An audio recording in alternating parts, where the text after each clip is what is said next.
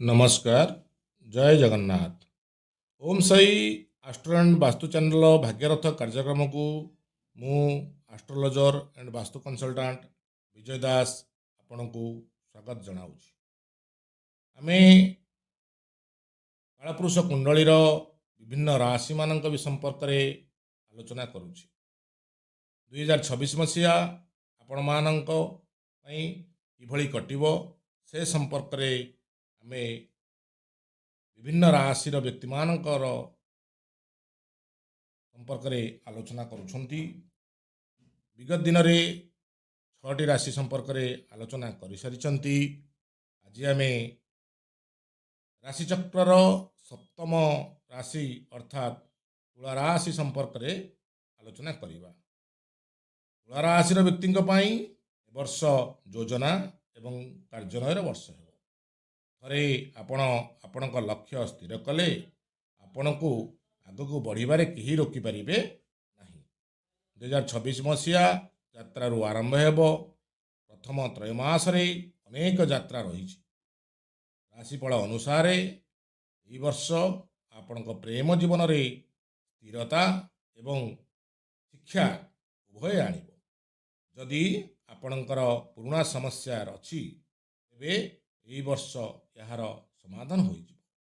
आपण जीवन साथी किंबा साथी सहित नूतन अभिज्ञता बांटिबे जहाँ आपण संपर्क में उष्मता वृद्धि करिवो।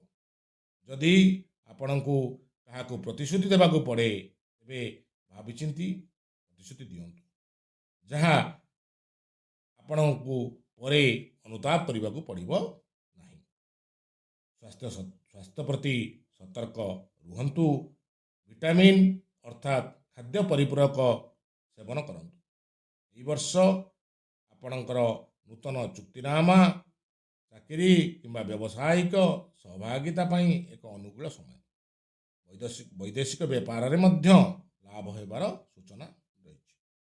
आपण हठात आर्थिक लाभ हो किंतु आईनगत जटिलता प्रति सतर्क रुहंतु।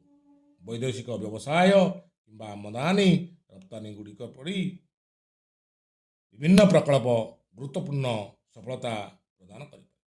2026 राशिफल अनुसार वर्ष आपण नूतन शिक्षा पाइबे जहाँ आपण को भविष्य रे किछि चैलेंजिंग समय को अतिक्रम करिवारे सहायक है।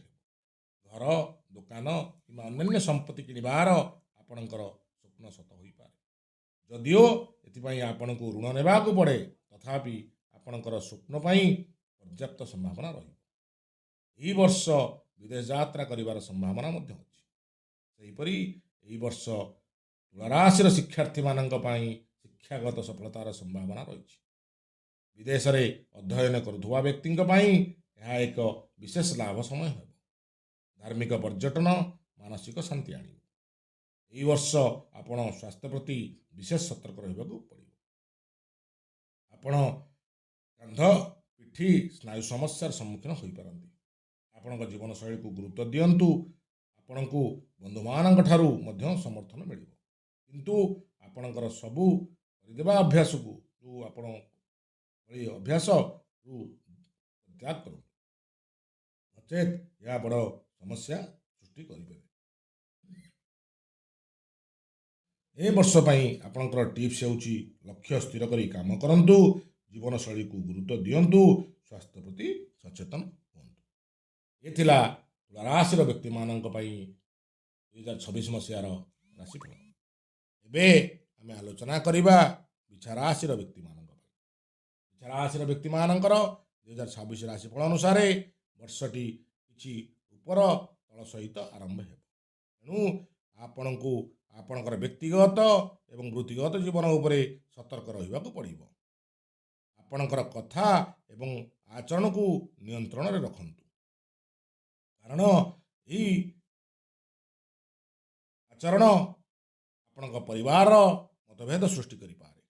आपणक जीवन साथी सहित भूल बुझावना को एड़ाई दियंतु एवं आपणकर अहंकार को दूरे रखंतु।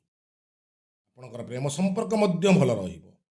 अविवाहित व्यक्ति माननकु प्रेम प्रस्ताव मिल पारे କିନ୍ତୁ ସେଗୁଡ଼ିକୁ ମୂଲ୍ୟାଙ୍କନ କରିବା ଗୁରୁତ୍ୱପୂର୍ଣ୍ଣ ହେବ। ଭାବ ପ୍ରବଣତାକୁ ଏଡ଼ାଇ ଦିଅନ୍ତୁ ଏବଂ ଆପଣଙ୍କର ଭାବନାକୁ ନିୟନ୍ତ୍ରଣରେ ରଖନ୍ତୁ, ଯାହା ଫଳରେ ଆପଣ ଆପଣଙ୍କ ସମ୍ପର୍କକୁ ମଜବୁତ କରିପାରିବେ। ସେହିପରି ଏହି ବର୍ଷ ଆପଣଙ୍କ କ୍ୟାରିୟରରେ ସ୍ଥିରତା ଆସିବ, କିନ୍ତୁ ଶୀଘ୍ର ନିଷ୍ପତ୍ତି ନେବାକୁ ଏଡ଼ାଇ ନିଅନ୍ତୁ। ବ୍ୟବସାୟରେ ନୂତନ ଡିଲ୍ ଏବଂ କରନ୍ତୁ, କିନ୍ତୁ ଚ୍ୟାଲେଞ୍ଜ ମଧ୍ୟ ଦେଖାଦେଇପାରେ। ଏହି ଚ୍ୟାଲେଞ୍ଜ ଗୁଡ଼ିକୁ ଚିହ୍ନିବାର ଆପଣଙ୍କର କ୍ଷମତା ଉପରେ ନିର୍ଭର କରେ। ଯଦି ଆପଣ ସ୍ଥିର ପ୍ରୟାସ କରନ୍ତି, ତେବେ ଆପଣ ଆର୍ଥିକ ଲାଭ ପାଇବେ। ଆପଣଙ୍କୁ ବର୍ତ୍ତମାନ ସମ୍ପତ୍ତି ସମ୍ବନ୍ଧୀୟ ବିଷୟଗୁଡ଼ିକ ପ୍ରତି ସତର୍କ ରହିବାକୁ ପଡ଼ିବ। ବିଛା ରାଶିର ବାର୍ଷିକ ରାଶିଫଳ 2026 ଅନୁସାରେ ଏହି ବର୍ଷ ଆପଣଙ୍କ ପାଇଁ ପ୍ରତିଶ୍ରୁତିରେ ପରିପୂର୍ଣ୍ଣ ରହିବ। ଏହା ସମ୍ପତ୍ତି, ଟଙ୍କା କିମ୍ବା ପ୍ରେମ କିମ୍ବା ସଫଳତା ହେଉ, ସବୁକିଛି ଆପଣଙ୍କ ପାଇଁ ଅପେକ୍ଷା କରିଛି। ଆପଣ ନିଶ୍ଚିତ ଭାବରେ ଆପଣଙ୍କ କଠିନ ପରିଶ୍ରମର ଫଳ ପାଇବେ। ଏହି ବର୍ଷ ନିରାଶା ଆପଣଙ୍କ ପାଖ ମାଡ଼ିବ ନାହିଁ। ଯଦି ଆପଣ କଠିନ ପରିଶ୍ରମ କରନ୍ତି, ତେବେ ଆପଣଙ୍କ କ୍ୟାରିୟରରେ ସଫଳତା ପାଇବେ। 2026 ରାଶିଫଳ ଅନୁସାରେ ଏ ବର୍ଷ ଛାତ୍ରଛାତ୍ରୀମାନଙ୍କ ପାଇଁ ନିର୍ଣ୍ଣାୟକ ହେବ। ପାଠପଢ଼ାରେ ଆପଣଙ୍କ କଠିନ ପରିଶ୍ରମ ଏବେ ଫଳପ୍ରଦ ହେବ। ଆଧ୍ୟାତ୍ମିକ ଅଭ୍ୟାସ ଏବଂ ଧ୍ୟାନ ମାନସିକ ସନ୍ତୁଳନ ବଜାୟ ରଖିବାରେ ସାହାଯ୍ୟ କରିବ। ଆପଣଙ୍କୁ ଏବେ ଆପଣଙ୍କ ସ୍ୱାସ୍ଥ୍ୟ ପ୍ରତି ଟିକେ ସତର୍କ ରହିବାକୁ ପଡ଼ିବ। ଆପଣ ନିଦ୍ରା ଏବଂ ପାଚନ ସମସ୍ୟାର ସମ୍ମୁଖୀନ ହୋଇପାରନ୍ତି। ଧାର୍ମିକ ଯାତ୍ରା ଏବଂ ଆଧ୍ୟାତ୍ମିକ ଅଭ୍ୟାସ ମାନସିକ ଶାନ୍ତି ଆଣିବ। ଏ ବର୍ଷ ପାଇଁ ବିଛା ରାଶିର ବ୍ୟକ୍ତିମାନଙ୍କ ପାଇଁ ଟିପ୍ସ ହେଉଛି, ଜୀବନସାଥୀଙ୍କ ସହିତ ଭୁଲ ବୁଝାମଣାରୁ ଏଡ଼ାଇ ଯାଆନ୍ତୁ। କଥାବାର୍ତ୍ତାରେ ନିୟନ୍ତ୍ରଣ ରଖନ୍ତୁ। ଏମିତି କହିଦିଅନ୍ତୁନି ଯେମିତି ବଡ଼ ସମସ୍ୟା ସୃଷ୍ଟି ହୋଇପାରେ, ଯାହା ଆପଣଙ୍କୁ ପରବର୍ତ୍ତୀ ସମୟରେ ଅନୁତାପ କରିବାକୁ ପଡ଼ିବ। ବନ୍ଧୁଗଣ,